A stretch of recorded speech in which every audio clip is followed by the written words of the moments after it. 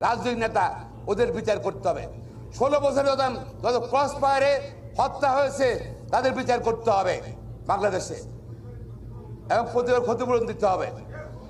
হ্যাঁ, গুম হয়েছে আয়নাঘর, এই আয়নাঘর দরজা খুলে দিতে হবে।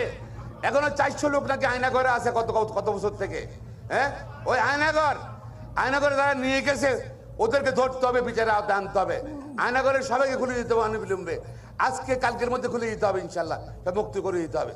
প্রিয় ভাই বোনেরা, সাংবাদিক বোনেরা, এবং এবং আমি সকলকে ধন্যবাদ জানাচ্ছি, আইনজীবী ভাই বোনদের ধন্যবাদ জানাচ্ছি, বিশেষ করে প্রিয় সাংবাদিক ভাই বোনেরা, আপনারা এই আন্দোলনের দীর্ঘদিন সময় আমাদের কথা দেশবাসীকে পৌঁছিয়েছেন। আপনারা আজকের এই বিজয়ের দিনে আপনাদেরকে আবার কৃতজ্ঞতা জানিয়ে, ধন্যবাদ জানিয়ে, অভিনন্দন জানিয়ে আমার বক্তব্য শেষ করছি। খুদা হাফেজ।